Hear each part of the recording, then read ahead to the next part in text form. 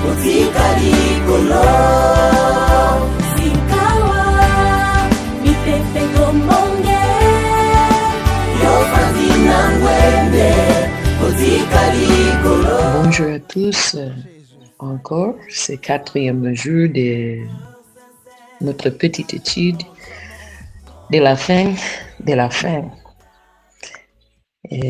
Hier, on a vraiment clôturé avec l'histoire de Simone-ci. Simone que nous voyons, c'est l'univers où nous vivons. Et on a clôturé avec l'histoire du monde, avec le jugement, le dernier jugement devant le trône de Dieu. J'espère qu'il n'y avait pas de confusion avec les explications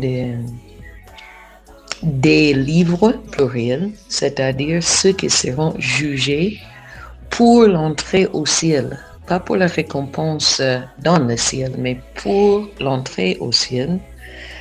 Ils seront jugés par leurs œuvres. Et nous ne serons pas jugés par nos œuvres si notre nom est dans le livre de vie de l'agneau. On a parlé un peu seulement sur le jugement de Christ, qui est le jugement pour les chrétiens. Et ce jugement-là, c'est un jugement de récompense. Bon, c'est plus comme une proclamation qu'un jugement, mais on va analyser notre travail pour le Seigneur.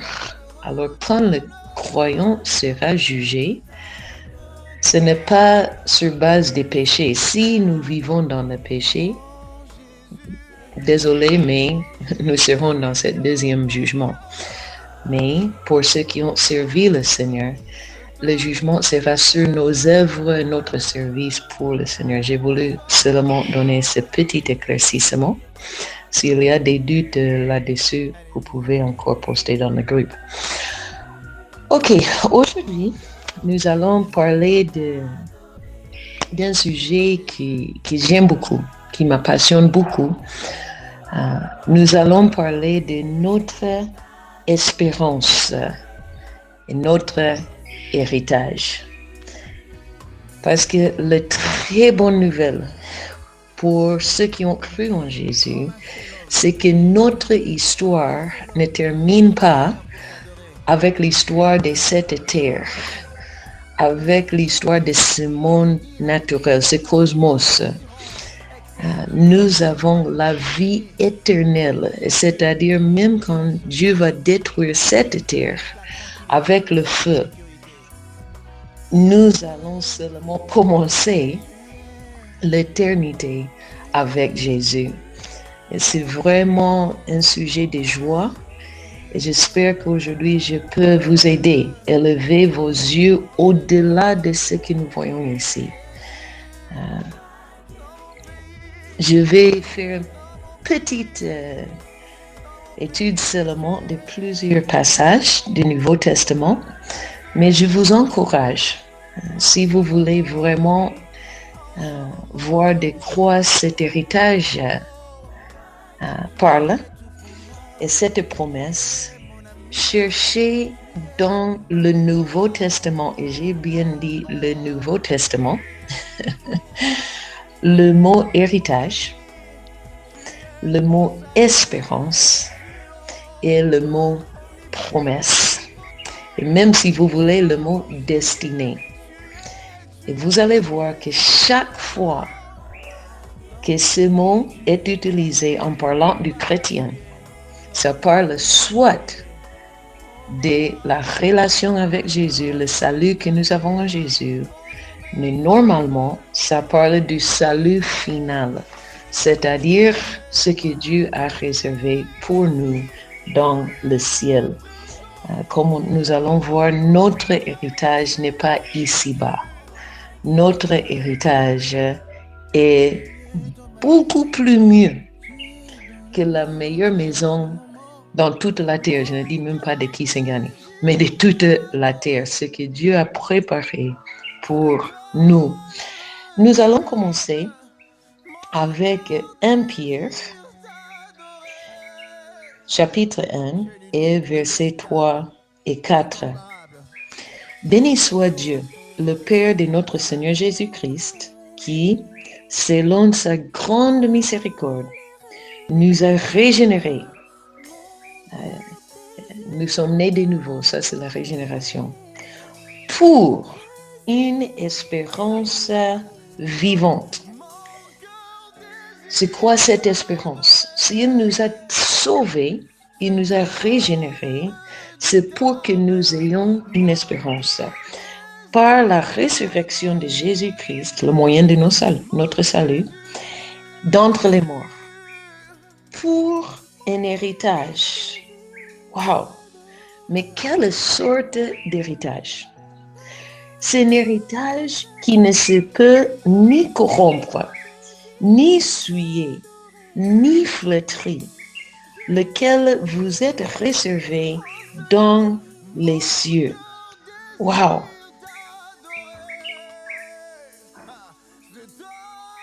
La promesse, c'est que si Dieu nous a sauvés, il nous a sauvés pour un héritage céleste, pour passer l'éternité avec lui. Que même après que la dernière rébellion a eu lieu, même après que le dernier Amen a été dit au jugement, mais nous avons un héritage qui a à peine commencé.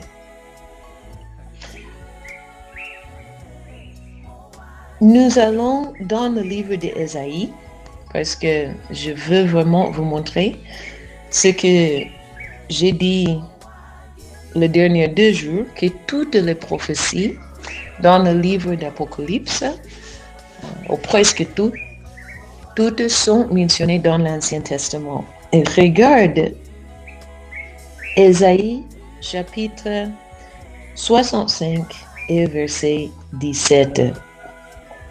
C'est Dieu qui parle.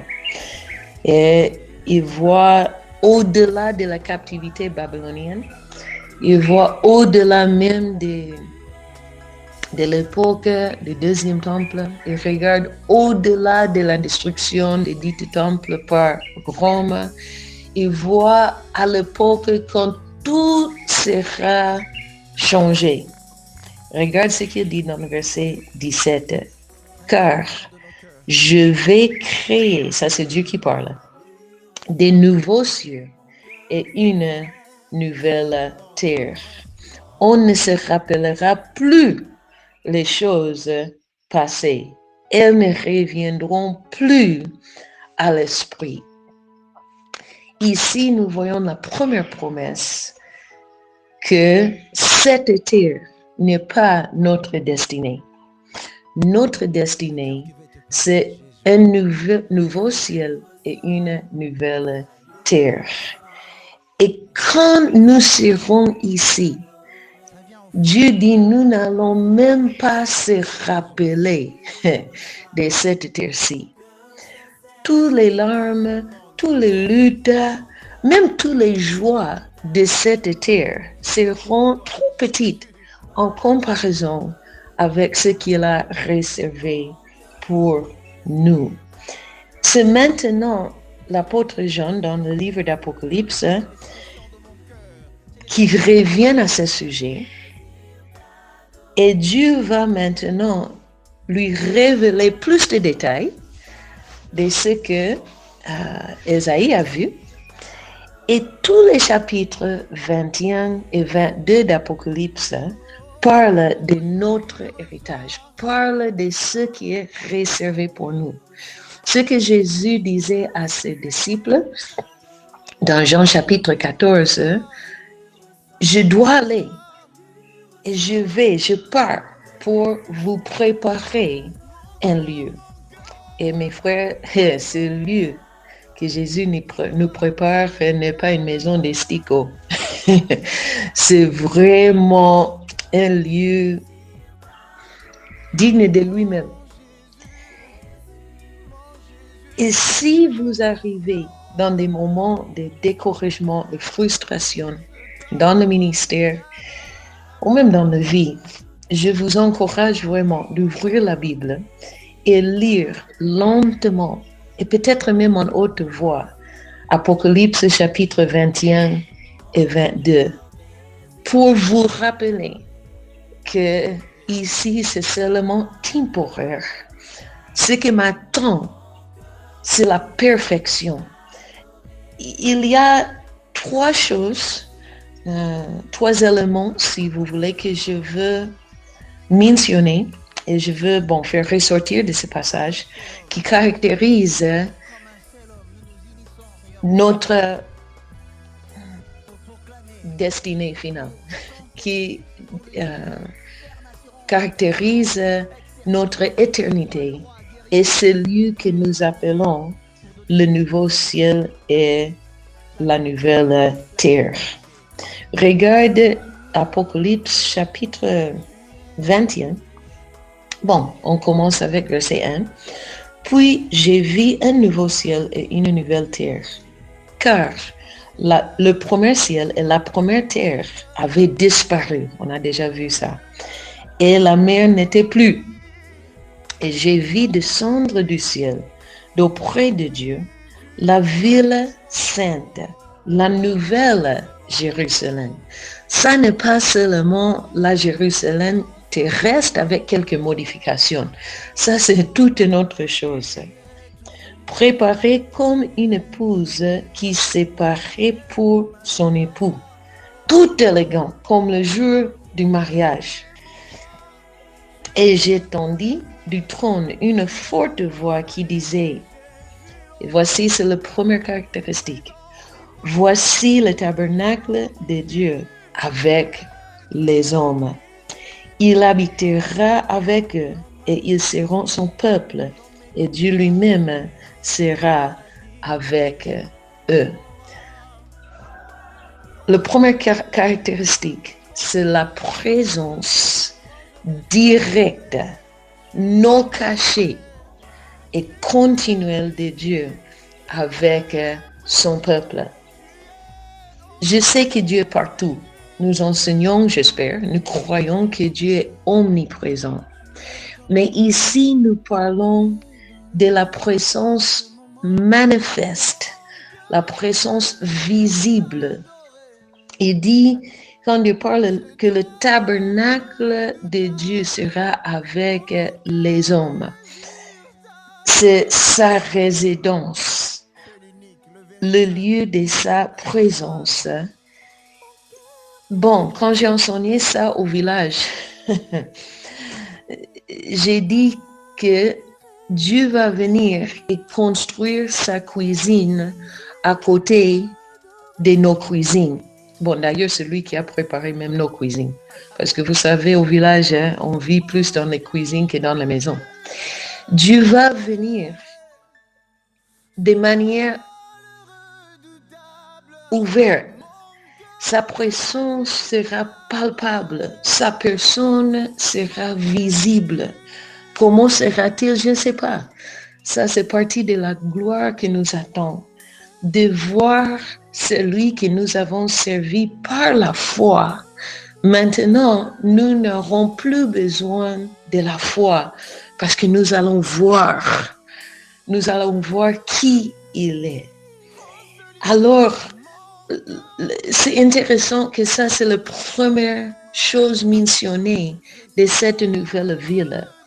Les merveilles physiques vont suivre. Mais ce que vraiment va faire du ciel, le ciel, c'est la présence manifeste de Dieu. Il n'y aura plus de jours, plus de moments que nous allons dire Dieu, où es-tu? Parce qu'il sera là.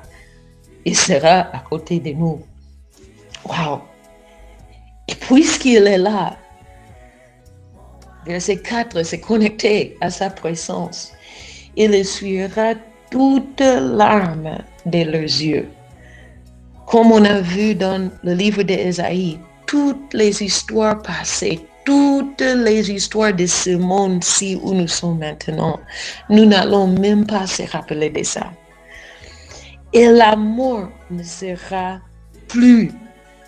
Et il n'y aura plus ni deuil, ni cri, ni douleur, car les premières choses, ce que nous vivons maintenant, ce sont les premières choses, ont disparu.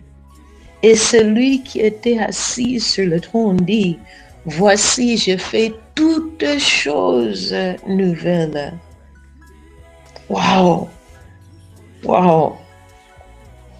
Il continue avec la présentation de lui-même. Il me dit, c'est fait. Verset 6. Je suis l'alpha et l'oméga, le commencement et la fin. Je sais que souvent nous banalisons ces termes, l'alpha et l'oméga. Nous pensons qu'il parle de la terme de notre vie. Mais la perspective de Dieu, c'est beaucoup plus grand que le temps de notre vie, que l'étendue de notre vie. Quand il dit « Je suis l'alpha et l'oméga », c'est Jésus qui parle. Il était le créateur. Jean chapitre 1, verset 1. Colossiens chapitre 1 répète la même idée. C'est par lui que tout a été créé. Et c'est lui aussi qui va prononcer la fin.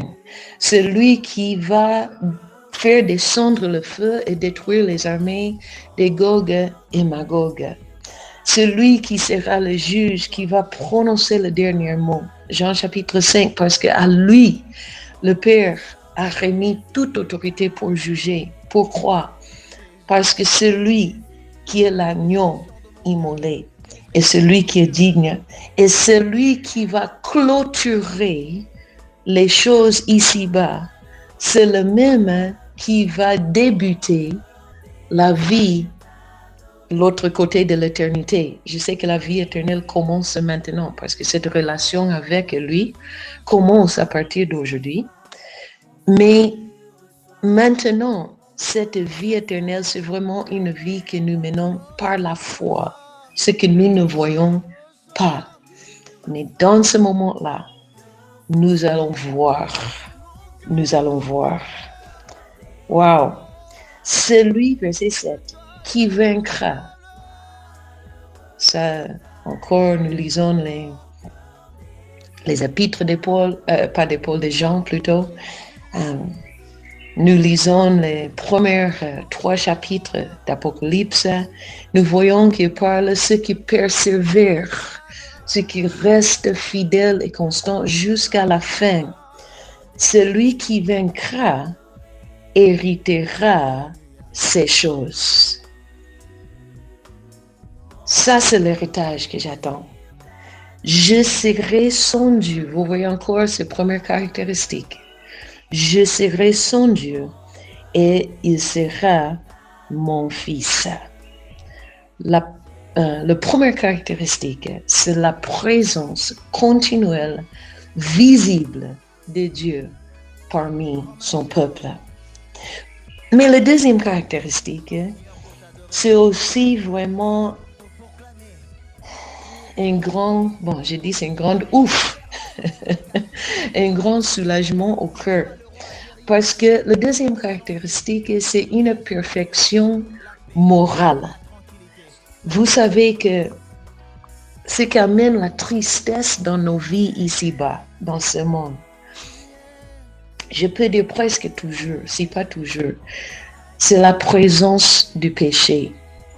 Pas seulement nos péchés, mais ce qui nous fait pleurer, c'est quand nous voyons le péché, les effets du péché dans la vie des autres. Surtout dans le ministère, nous traitons avec des vrais cas et des vrais cas compliqués, des individus, des familles. Et quand il y a la présence du péché, le péché attire le jugement de Dieu. Et on va parler un peu plus de ça demain. Mais quand il n'y a plus la présence du péché, il n'y aura non plus les conséquences et les effets du péché, logiquement. Regarde, dans le nouveau ciel et la nouvelle terre dans cette nouvelle ville capitale. Verset 8, mais pour les lâches, les incrédules, c'est-à-dire ceux qui n'avaient pas leur nom écrit dans le livre de vie de l'agneau, les abominables, les meurtriers, les impudiques, les enchanteurs, les idolâtres, et faites attention mes frères, et tous les menteurs. Le mensonge est mis au même niveau de châtiment avec ceux qui pratiquent la magie, ceux qui vivent dans l'impudicité et même les meurtres. Alors, si ça vous concerne, répondez-vous. Tous ces gens-là, leur part sera dans le temps ardent de feu et de soufre, ce qui est la seconde mort. Chapitre 22 aussi répète la même idée que, je le cherche rapidement,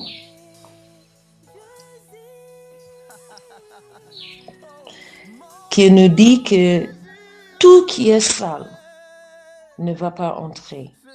Ah oui, verset 15. Dehors de la ville, les chiens, les enchanteurs, les impudiques, les meurtriers, les idolâtres et quiconque aime et pratique le mensonge. Paul nous dit dans le livre de 1 Corinthiens 2 fois, chapitre 5, il répète aussi dans chapitre 6, et aussi nous le voyons dans le livre d'Éphésiens, tous qui pratiquent la vie des péchés, ils n'auront pas un héritage, ils ne vont pas participer dans l'héritage du royaume de Dieu. Bon, ça c'est un défi, oui, de garder nos cœurs purs, mais ça c'est aussi notre espérance. Comme j'ai dit, souvent ce qui nous fait pleurer ici-bas, c'est la présence du péché dans le monde où nous vivons.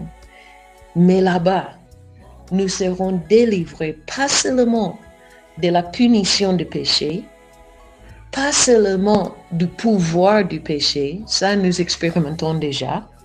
Nous ne sommes plus des esclaves du péché, mais l'autre côté, nous serons délivrés même de la présence du péché. Il n'y aura plus la tentation qui nous entoure parce que nous avons déjà vaincu. Nous avons déjà pris la décision de suivre Jésus, même en face de cette présence du péché. Et là-bas, même sa présence ne sera plus pour nous déranger. Alors, la deuxième caractéristique, c'est la perfection morale, ou, autrement dit, l'absence de la présence du péché. Et bien sûr, troisièmement, et j'ai bien dit que ce troisièmement, ce n'est pas la première chose, mais c'est aussi un élément. Il y aura la perfection physique. Je le pense souvent ici à Kisangani, quand on est sur la moto, on est dans la voiture avec toutes nos belles routes de Kisangani. Vous de Kinshasa, vous ne pouvez rien dire non plus parce que vous avez de telles routes aussi quelque part à Kinshasa. Mais on est en train de sauter, être secoué par tous nos batchs, par les trucs qui mangent les voitures. Vraiment. Et on peut se plaindre et on peut dire, regarde, pourquoi on ne peut pas prendre soin? On ne prend pas soin de ces routes. Ou on peut seulement dire, chez moi, les routes ne seront pas assez. Parfois, les taximens vont me dire, ils voient que elle est blanche, ils pensent que tous les blanches sont européens, bien que je ne suis pas européenne, mais bon, pas grave, parce que ma citoyenneté ici sur Terre, peu importe. Mais ils disent, chez vous, Vous n'avez pas des routes comme ça. Bon, à Missouri, où je suis né, oui, nous avons des routes comme ça. Pas les routes principales, mais nous avons de telles routes. Mais j'utilise ça toujours comme une opportunité d'évangéliser. Pour dire, c'est vrai, vous savez, chez moi, les routes sont pavées en or. Chez moi, il n'y a pas de trous. Chez moi, il y a la perfection. Et après, bien sûr, je vais expliquer que chez moi n'est pas aux États-Unis. Chez moi, c'est la nouvelle Jérusalem. Il y a une très belle, on n'a pas le temps de tout lire, mais je vous encourage de lire la description de cette ville.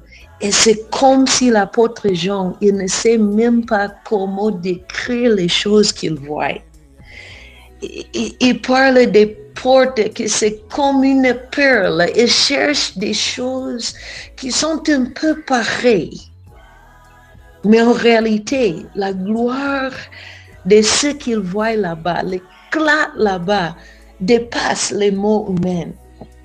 Mais même avec ces petits mots, ce qu'il décrit pour nous, c'est vraiment merveilleux. C'est vraiment merveilleux. On va lire seulement quelques versets. Rentrons à chapitre 21.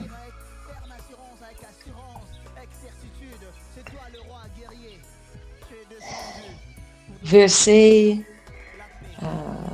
10.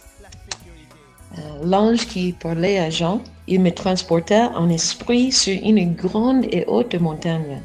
Et il me montra la ville sainte, Jérusalem, qui descendait du ciel, d'auprès de Dieu, ayant la gloire de Dieu. Son éclat, l'éclat de cette ville, était semblable à celui d'une pierre très précieuse. Remarquez l'usage du mot semblable et comme. Tu vois qu'il cherche des points de comparaison, mais en réalité, c'est beaucoup plus grand. Ça dépasse complètement les expressions et les comparaisons humaines. D'une pierre de jaspe transparent comme du cristal. En réalité, le jaspe n'est pas transparent. Alors, ce qu'il est en train de voir, c'est différent que toutes les pierres précieuses de ce monde. Mais il cherche à faire des comparaisons de cette merveille. Elle avait une grande et haute muraille. Elle avait 12 portes. Et il continue, il fait une description des fondations. Il fait une description de ses portes. Il fait une description de l'intérieur. Et quand vous le voyez, vous disiez, et comment ai-je perdu le temps et l'énergie et la force pour gagner quelques petites choses et gagner un peu de richesse ici en bas. Parce que même la richesse d'ici en bas, ce n'est pas comparable au coin le plus pauvre de la nouvelle Jérusalem. Mes frères, il ne faut jamais sacrifier notre héritage. Et Apocalypse 21-22 parle de notre héritage. Il ne faut jamais sacrifier ça pour quelque chose banal ici sur terre. Ce qui est ici sur terre est vraiment temporaire. Le livre d'Hébreux, l'auteur d'Hébreux même, il parle à ses auditeurs, il dit que vous avez souffert la perte de vos biens avec joie.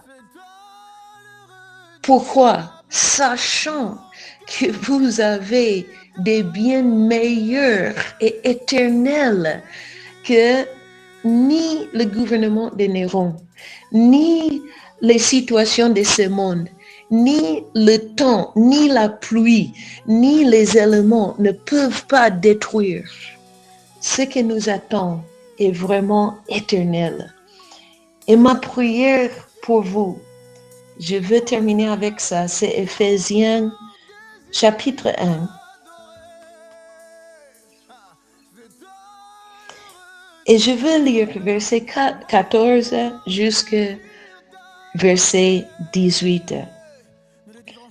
Il parle de, même 13, il nous dit que nous sommes scellés du Saint-Esprit qui avait été promis. La présence du Saint-Esprit dans nos vies, verset 14 nous dit, lequel, il parle du Saint-Esprit, lequel est un gage de notre héritage. Le